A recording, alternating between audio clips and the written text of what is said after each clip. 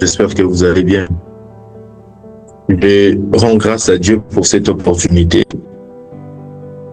Je suis Rossin Kwele et avec vous, on a commencé ce voyage de discuter sur le corps et la guérison. La dernière séance, le 5 juillet dernier, on a discuté plus sur ce qui concernait le corps. Avec vous, on a vu la place du corps dans la destinée. On a vu le plan que Dieu avait prévu et jusqu'aujourd'hui pour le corps dans la vie de l'homme. Nous avons aussi vu le futur de notre corps. Qu'est-ce que la Bible dit sur ce qui va devenir notre corps lorsque Jésus va revenir. Ensuite, on a enseigné aux enfants de Dieu et à nous-mêmes aussi comment être exigeant dans la gestion de notre corps. Parce qu'après avoir compris l'importance, la place et la destination future du corps, nous sommes appelés et obligés de bien prendre en charge notre corps. Et on a parlé de beaucoup de choses, de l'alimentation, du péché, du monde et tout. Aujourd'hui, ça serait question plus de parler sur la guérison. Et nous espérons et nous le croyons que dans cette session, il y aura des guéris. Non pas seulement des guéris, mais il y aura des gens qui vont prendre conscience de ces dons que Dieu nous a donnés, de la guérison, et ils vont vivre une vie de guérison au quotidien de leur vie et dans leur destinée. Aujourd'hui, on aura 3 points comme l'autre fois. Le premier point, on va parler du corps et de la maladie. Le deuxième point, ce sera la maladie et la guérison. Et puis le troisième point où on va aller finir, ce sera la victoire permanente sur les corps. Et après ça, nous allons prier pour le malade et pour nous-mêmes. Sans plus tarder, les corps et la maladie.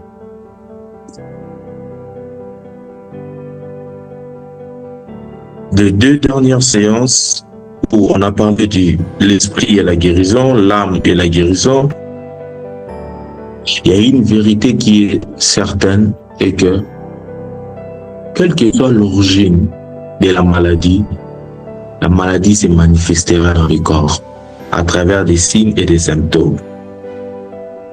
Quand vous venez nous voir, nous, en tant que médecins à l'hôpital, il y a tout un cours qu'on appelle la sémiologie médicale qui nous aide au travers de vos signes et des symptômes que vous allez présenter. Nous allons donner un diagnostic et proposer un traitement. C'est-à-dire, même quand cette maladie-là, l'origine de cela vient du monde des ténèbres, ou quelqu'un est allé quelque part acheter quelque chose. Nous, ici à Kinshasa, il y a une maladie, on perd la Lingalambasu. Il y a des gens qui vendent ça à 1000 francs, 2000, ça dépend. Pour vous faire rire, on nous dit même que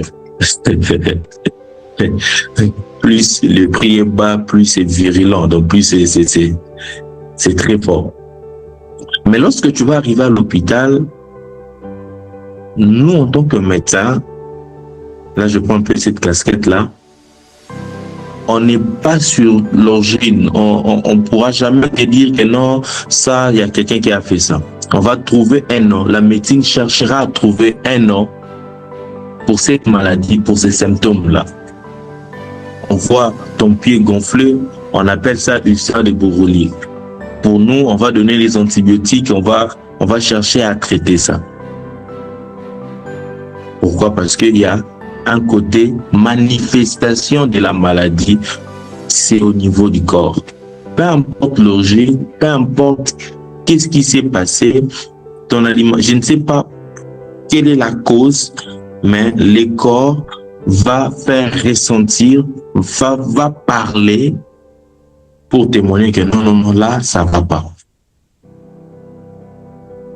Mais une chose est vraie, la maladie, comme on l'a dit la séance dernière, que la maladie est arrivée dans le monde à cause de la déchéance d'Adam dans le jardin d'Éden. Mais la maladie ne dépassera jamais l'autorité de Dieu qui donne la vérité.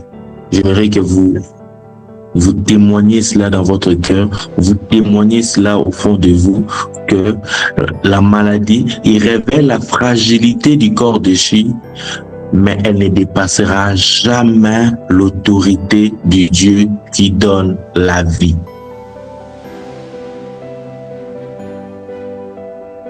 Jamais. Le Dieu que nous servons a démontré au travers de la vie de Jésus même sur terre, au travers de ses serviteurs, que la maladie n'est rien. Quand nous marchons aujourd'hui, nous voyons beaucoup de gens devenir un peu incrédules par rapport à la guérison de différentes maladies par la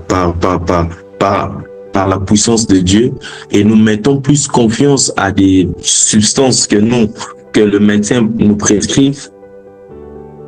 Moi, je me demande, est-ce que c'est pas pour le moment pareil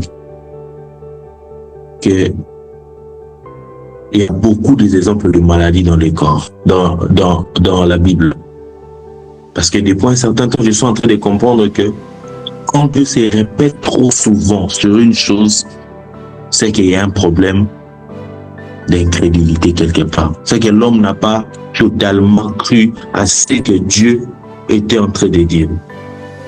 Quand l'homme est obéissant, quand l'homme croit tout ce que Dieu dit, la Bible ne se répète pas trop sur ça. Une ou deux fois, oui, ça peut passer. Mais lorsque Dieu se répète à chaque fois, c'est que même dans l'avenir, il y aura un problème avec ça. Il y a des cas de résurrection dans la Bible, je ne refuse pas, on a vu ça, mais il y a beaucoup de cas de guérison.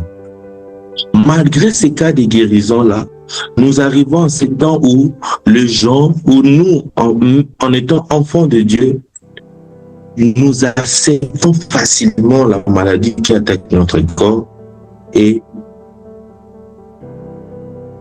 nous ne croyons plus que Dieu peut nous guérir. Or, Ésaïe 53, le verset 4 à 5 nous dit, « Cependant, ce sont nos souffrances qu'il a portées. C'est de nos douleurs qu'il s'est chargé. Les sentiments qui donnent la paix est tombé sur lui et c'est par ses meurtrissures que nous sommes guéris. » Je mérite moi que vous preniez ça, ce verset, et priez avec ça. À chaque fois que vous allez vous rendre compte que non, là, il y a les symptômes, il y a les signes de la maladie dans notre corps qui commence à exprimer, qui témoigne que le corps est en train de souffrir.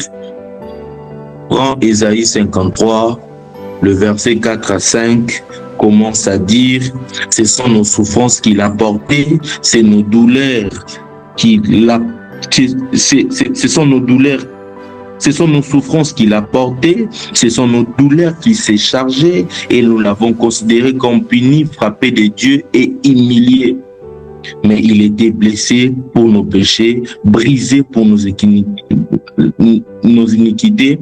Les sentiments qui nous donnent la paix est tombé sur lui et par ses meurtrissures, nous sommes guéris. Pourquoi? Parce que la maladie ne dépassera jamais l'autorité de Dieu qui nous a donné la vie. S'il y a la maladie, Dieu est là pour nous guérir. Le deuxième point d'aujourd'hui, c'est la maladie et la guérison.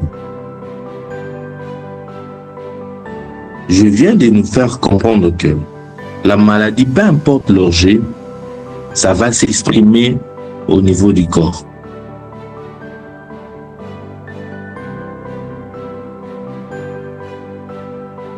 Et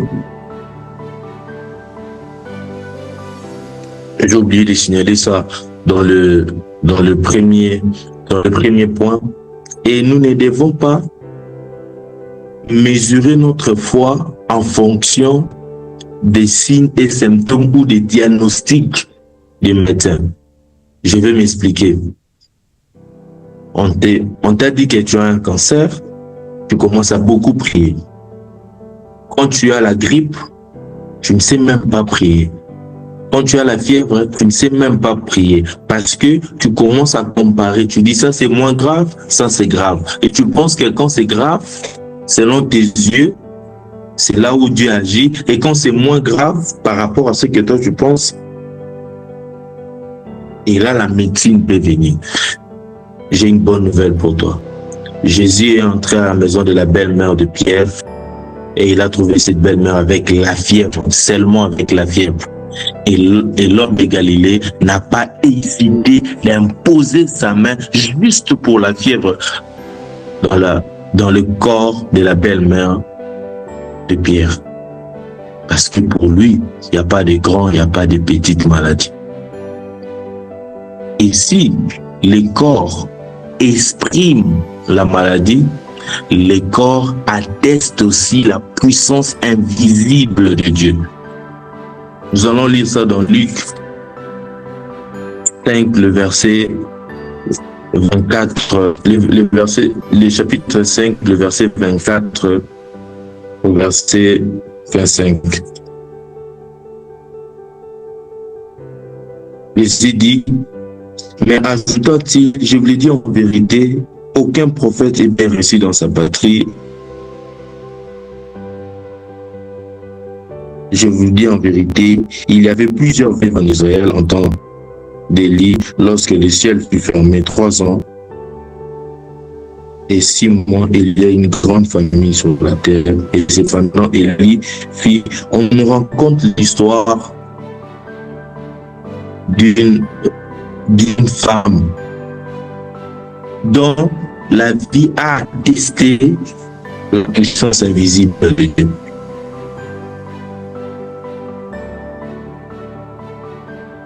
Dans toute l'écriture, Dieu se révèle comme celui qui guérit. Jésus manifeste cette compassion en guérissant les malades et en transmettant cette autorité à ses disciples. C'est ce que Christ a pu faire. Tout au long de son ministère, Dieu a pu faire ça.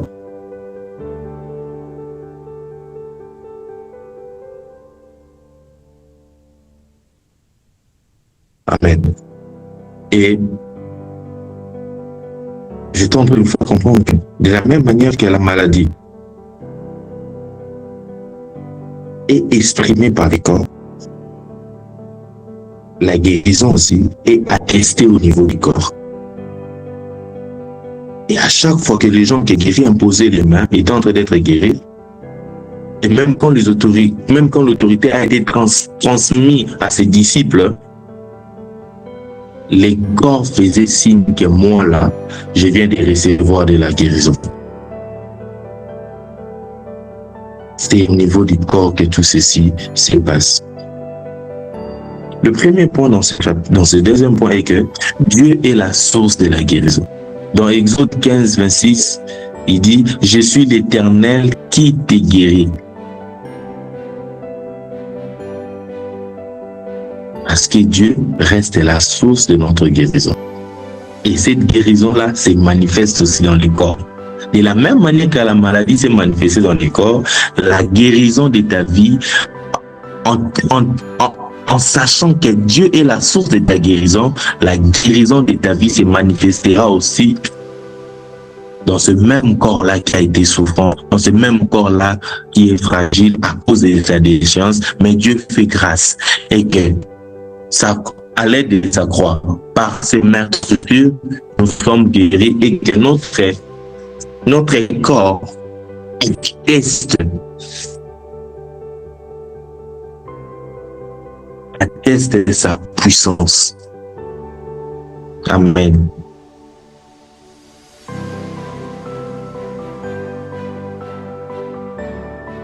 Dans Matthieu 8, 16, 17, la Bible dit ici, Christ, il a pris nos infirmités, il s'est chargé de nos maladies.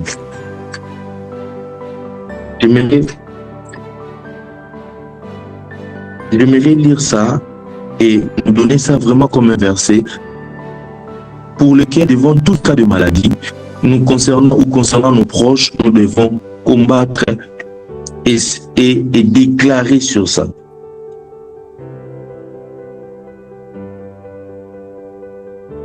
Une fois Jésus arrive,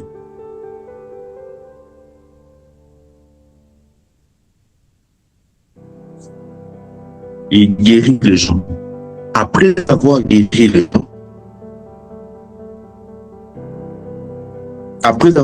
les gens, dans le verset 7 du chapitre 8, la Bible dit ceci: afin que s'accomplisse ce qui avait été annoncé par Isaïe, le prophète, il a pris nos infirmités, il s'est chargé de nos maladies. Et ça, c'est qui? Ça, c'est Jésus. C'est celle Jésus qui a fait cela et nous a donné cette victoire. Troisièmement, Jésus donne l'autorité de guérison à ses disciples. Il les a appelés. On va lire ça dans Matthieu 10, le verset 1. Il les a appelés, il leur a donné les pouvoirs de guérir sur toutes les maladies et sur toutes les infirmités. Là, j'aimerais parler aux disciples de Christ qui sont en ces lives ou en ces mythes. Christ nous a donné l'autorité des guérisons sur toutes sortes de maladies, sur toutes sortes d'infirmités. Christ nous a donné ces pouvoirs-là. Alors tu es dans ce mythe, tu es en train de nous suivre. Ton père, ta mère est malade. Peu importe ton background. Ton enfant est malade. La première des choses, si tu sais que tu es disciple, commence à déclarer l'autorité que Christ a donnée à la croix sur cette maladie. Ne panique pas, ne concède pas encore, n'accepte pas encore. Oh non, c'est la volonté de Dieu. Dieu a un. La première des choses à faire, commence par prier. Commence par voir cet enfant qu'il est guéri, qu'il est en bonne santé, qu'il est en train de jouer, qu'il est en train de grandir et de devenir une grande personne, faire ta fierté. C'est d'abord déjà dans le cerveau que la bataille là est en train d'être gagnée par toi à cause de l'autorité que Christ a donnée. Ensuite, tu imposes l'autorité de la guérison que Christ t'a confiée comme disciple à ton père, à ta mère, à ton frère, à ta soeur, à tes enfants qui sont dans une situation de maladie.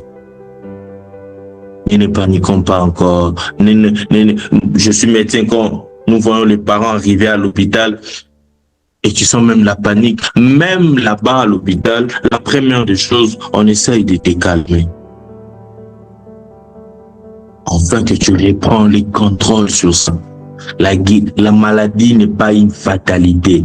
On vient de le voir dans le premier point. Dieu a l'autorité sur la maladie. Et cette autorité-là, il n'a même pas gardé ça seulement pour lui. Il a donné ça à ses disciples. Mais j'ai une très bonne nouvelle pour nous. Même avant que Christ se manifeste en chair et qu'il puisse mourir à la croix, et qu'après avoir, même avant sa mort, il a dit à ses disciples d'aller tout ça. Regardons dans l'Ancien Testament, même les prophètes de l'Ancien Testament commençaient déjà à guérir. Cette autorité-là, Dieu a placé ça en nous, en étant disciple, en étant serviteur de Dieu. Et même quand tu n'es pas disciple, même quand tu n'es pas serviteur de Dieu, tu te dis, moi, tu es là en train de trouver ces lives, tu te dis, moi, je viens à peine d'arriver, je ne suis même pas chrétien, oh non, j'ai une très bonne nouvelle pour toi. La guérison accompagne ceux qui ont cru. Dans Marc 16, 17 à 18, la Bible dit, voici les miracles qui accompagneront ceux qui ont cru. J'ai une très bonne nouvelle pour toi, tu es dans ces lives et tu n'es pas chrétien, tu n'as jamais donné ta vie à Christ. Donne ta vie à Jésus. En donnant ta vie à Jésus, parmi les choses qui vont accompagner, qui est dans ton package de la vie chrétienne ou bien dans ta destinée, tu imposeras les mains aux malades et les malades seront guéris. Dieu est la source de notre guérison. Jésus-Christ, par son nom, nous pouvons guérir. Jésus-Christ nous a donné à nous l'autorité en tant que disciples. Et aussi, nous avons comme signe de la foi que nous avons cru en Christ, la guérison. Je n'ai pas parlé des dons, je n'ai pas parlé des ministères ici. Oh, lui c'est un guérisseur, lui il a le don de guérison. Je ne suis même pas encore, je ne veux même pas arriver à ce stade-là pour nous faire comprendre que la guérison est à notre disponibilité, la guérison est à notre possession, parce que Dieu en est la source, parce que Jésus-Christ est mort à la croix. Il a porté nos infirmités, il a porté nos maladies à la croix et il nous a donné aussi l'autorité en tant que disciples de manifester la guérison. Et il a dit parmi les signes qui vont accompagner ceux qui ont cru en son nom et que nous imposerons les mains aux malades et les malades seront guéris. Je vais enflammer quelqu'un après cette nuit ici. Ton mari, ta femme, ta mère, ton père, impose le main. C'est parmi les signes qui accompagneront ceux qui ont cru en Jésus. Beaucoup de gens se demandent quels sont les avantages que quand nous venons en Christ, nous avons. Ce n'est pas le sujet aujourd'hui, mais l'un des signes qui témoignera. Et toi, tu as donné ta vie à Christ et que tu imposeras les mains aux malades et les malades seront guéris. Je reviens de l'hôpital, je rentre à la maison. Ma mère me dit que non, son pied est en train de gonfler. Il y a quelque chose sur son pied et tout. Je n'ai pas d'abord réfléchi en tant que médecin. J'ai réfléchi en tant qu'enfant de Dieu, en sachant que Dieu est la source de la guérison. Jésus-Christ a porté nos infirmités, nos maladies à la croix. Et moi, je suis disciple de Jésus. Il m'a donné l'autorité sur les malades. Et l'un des signes qui va accompagner ma foi que j'ai témoigné en Christ, c'est la guérison. J'ai imposé les mains à ses corps. J'ai dit à ses pieds, nerfs, muscles, os qui est là, articulation, reprend seulement la force que Christ nous a donnée et l'autorité que Christ nous a confiée en nous en tant que serviteurs de Dieu. Et j'ai dit amen à cette prière. Ma mère part dormir. Elle rêve le soir dans son songe et les gens lui disaient d'aller à l'hôpital pour qu'on fasse l'opération. Et lui, il a de répondre à ces gens-là. Non, Rossi avait déjà prié pour nous. Et il se réveille le matin, il met ses chaussures et il part au travail. Je n'ai pas d'abord réfléchi en tant que médecin. Je n'ai pas d'abord réfléchi ou demandé c'était quoi, est-ce que tu t'es cogné avec quoi. Toute la cause qui peut être là, toute l'origine de cette maladie, peu importe ça, je l'ai dit au premier point, n'enlève à rien l'autorité de Dieu sur la maladie. Amen. Alors, la guérison ne trouve pas sa source dans l'homme, mais en Dieu. Mais Dieu a choisi souvent de manifester sa puissance au travers des hommes. Dans Actes des Apôtres, le chapitre 3, le verset 12 à 16, vous allez lire, mais il y a eu une partie dans ça que nous avons pris et que Pierre déclare que ce n'est ni par sa propre puissance, ni par sa propre piété que cet homme a été guéri, mais par la foi au nom de Jésus. On parle de cet homme qui demandait l'aumône devant le temple. Et Pierre l'a regardé, il a dit, je n'ai ni or, je n'ai ni argent à te donner, mais ce que j'ai, je te le donne au nom puissant de Jésus, marche. Et quand Pierre entre dans l'assemblée, il commence à enseigner, les gens les regardent différemment. Parce que c'est ce qui nous bloque souvent dans la guérison des malades. On a tendance à voir ce que les gens vont commencer à voir quand ils vont nous regarder. J'arrive là dans un rond-point, je guéris les malades. Quelle est la perception que les autres auront maintenant de moi? Ou soit je viens, je les touche, mais ils ne guérissent pas. J'arrive pas à dégager de la guérison de leur corps. Comment est-ce que les autres vont commencer à me voir? Pierre, lorsqu'il a vu la guérison de cet homme, il a dit aux gens, à toute la population qui était là, il les a dit, ce n'est ni par sa propre puissance, ni par sa propre piété que cet homme a été guéri, mais c'est par la foi au nom de Jésus. Donc ce n'est pas impossible, je le déclare sur toi, mets la foi en Jésus, tu seras guéri et tu vas guérir le malade par le nom puissant de Jésus. La guérison est invisible lorsqu'elle est promise, mais elle devient visible lorsque le corps emporte les témoignages. Comme je l'ai dit tantôt, si le corps manifeste la maladie, c'est aussi le corps qui atteste la puissance de Dieu. Et si le corps atteste la puissance de Dieu, le corps devient porteur du témoignage de la promesse que Dieu nous a faite. L'aveugle né de naissance, il dit, une chose je sais, c'est que j'étais aveugle et que maintenant je vois. J'aimerais déclarer sur quelqu'un qui est ici. Je ne sais pas quelle maladie que tu as, je ne sais pas tu souffres de quoi. Mais l'aveugle de naissance, il a dit dans Jean 9, 25, une chose je sais, c'est que j'étais aveugle et que maintenant je vois. Toi aussi, cette maladie, tu conjugues ça au passé. Tu vas dire aussi comme c'est aveugle, j'ai été ceci, mais maintenant je suis ceci. On ne sait pas l'origine. Je ne sais pas questionner la Bible sur l'origine de la maladie de cet aveugle. C'était quoi? C'était lié à quoi? C'est que je sais seulement. Le corps a manifesté la maladie.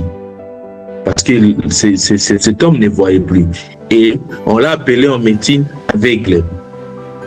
C'est que je sais aussi que le corps a manifesté la puissance de Dieu, et le corps de cet aveugle est devenu le témoignage de la guérison que Dieu a promis à ses enfants. Et il dit, une chose je sais, c'est que j'étais aveugle et que maintenant je vois. Dans le troisième point qui est le dernier point avant que nous puissions prier, c'est la victoire permanente sur le corps. Après avoir obtenu la maladie, après avoir obtenu la guérison, nous devons maintenir une victoire permanente sur le corps. On va pas lire ces versets, ça se trouve dans Éphésiens. Quand on donne les armes de l'esprit, à la fin, la Bible dit pour que nous devenions maîtres de notre corps. C'est-à-dire ne plus être en esclavage de la maladie, du péché, de quoi que ce soit et tout. Nous devons manifester la victoire d'une manière permanente. Et manifester la victoire d'une manière permanente, c'est vivre sous la domination du Saint-Esprit.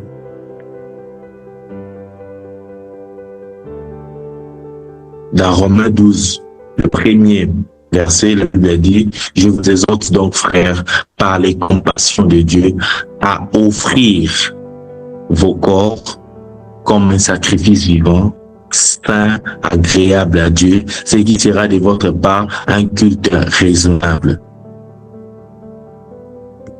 Et tout ce que nous avons dit depuis la première séance, jusqu'en ces instants, la victoire permanente sur le corps, c'est lorsque nous les soumettons à la domination du Saint-Esprit et nous venons offrir notre corps comme offrande à l'Éternel.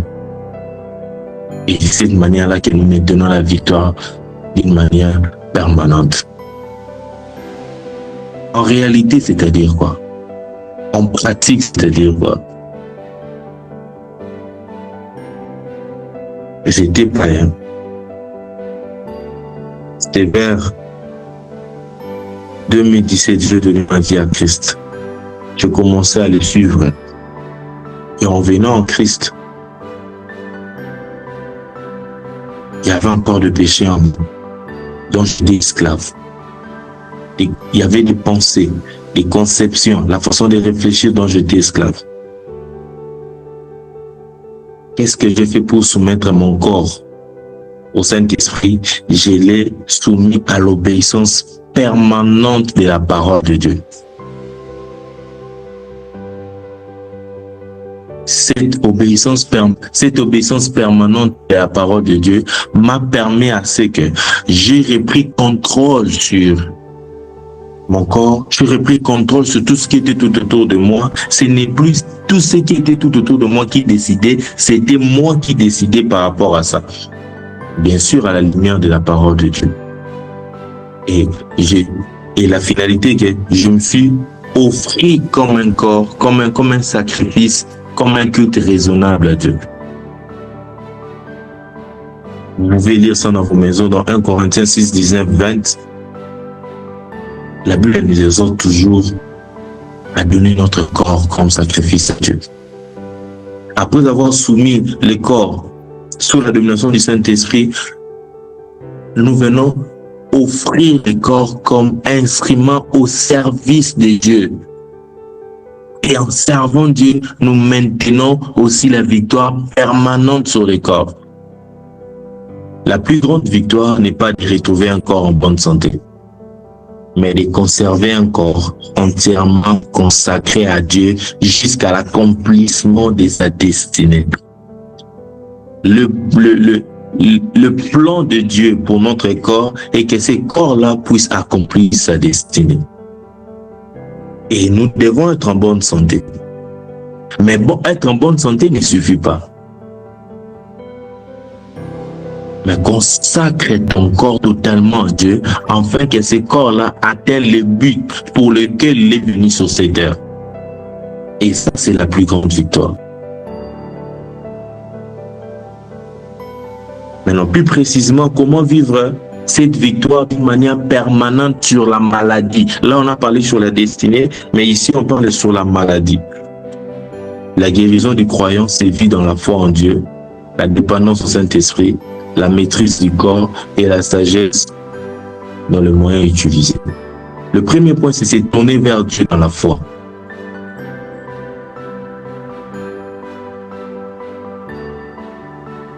Il y a eu un homme dans la Bible, il était malade. Non, il y a son travailleur qui était malade. Il vient devant Christ, il dit à Christ, il explique la situation. Christ lui dit, on part. Mais lui, il dit à Christ, non, tu n'as pas besoin de venir chez moi. Moi, j'ai des travailleurs, j'ai aussi des maîtres. J'obéis et mes travailleurs obéissent. Ce que j'ai dit à mes travailleurs les font. Dis seulement une parole. Jésus a regardé la foi de cet homme. Au lieu de déclarer sur la guérison directement, Jésus s'est mis à prêcher sur la foi et à dire aux enfants d'Israël, cet homme qui a dit ça, il n'est pas israélite, il vient de très loin. Mais s'il arrive à avoir cette foi en moi de cette manière, c'est pour vous dire que même de ces pierres, Dieu peut susciter les enfants Abraham. En d'autres termes, venir à l'église ne garantit pas ça. C'est pas ça qui témoigne la foi. Nous devons avoir la foi en Dieu et que Dieu a la possibilité de guérir toutes sortes de maladies. Ce n'est pas que Dieu peut guérir le paludisme et les cancers, c'est impossible. Non, Dieu peut guérir. Il y a beaucoup de témoignages sur la maladie dans la Bible, même dans la vie courante comme ça.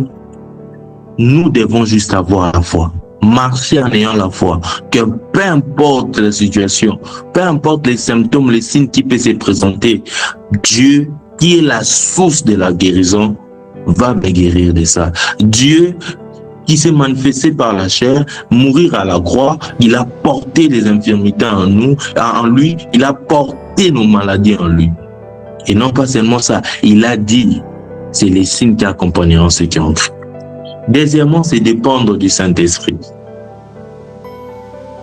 Pour être le plus pratique possible, chaque jour, tout ce que nous faisons, tout ce que nous pouvons dire, posons-nous la question, est-ce que Dieu est content de ça? Est-ce que c'est à la lumière de la parole, c'est correct? La fois passée, je vous ai parlé même du manger. La manière dont nous mangeons, la manière dont nous travaillons, nous reposons. Dans tout ça, dans cette gestion, la manière dont nous fixons la norme, posons-nous la question. Est-ce que Dieu est content de ça? À chaque fois que je veux faire quelque chose, je me pose cette question. Ça me permet de soumettre mon corps sous la dépendance de Dieu, sous la dépendance de son esprit. Jusqu'à ce que nous allons entretenir la relation avec l'Esprit de Dieu pour comprendre à chaque saison ce que l'Esprit de Dieu attend de nous. Troisièmement, rejeter la domination de la chair. Dans les épîtres, Paul le dit, c'est pour la liberté que Christ nous a affranchis. Bien-aimés, ne devenez pas esclaves. Ni esclaves du téléphone, ni esclaves de la télévision, ni esclaves du péché, ni esclaves de quoi que ce soit. Ne soyons pas des esclaves. Maintenons notre liberté. Rejetons la domination de la chair. N'obéissons pas toujours à ce que la chair veut. La chair nous demandera de dormir lorsqu'il faut travailler. La chair va somnoler lorsqu'il faut prier. La chair sera fatiguée lorsqu'il faut faire des grands efforts dans la destinée. La chair demandera le péché. Il a envie de goûter à d'autres choses pour se satisfaire. Ne laissons pas la place à la domination de la chair. Dominons la chair. C'est à nous de décider. C'est pas à lui de décider. Mange parce que tu veux manger et tu as programmé ça. Prépare ton repos. Tu as programmé ça et tu te reposes. Par le nom puissant de Jésus.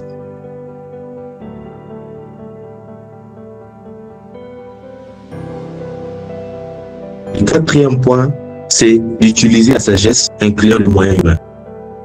Aujourd'hui, pour la guérison, on a beaucoup de choses. On a beaucoup de choses que la médecine nous propose, que les humains, les scientifiques ont fait les études nous proposent. Mais ayons la sagesse d'utiliser tous ces moyens. Ayons la sagesse d'aller faire les sports.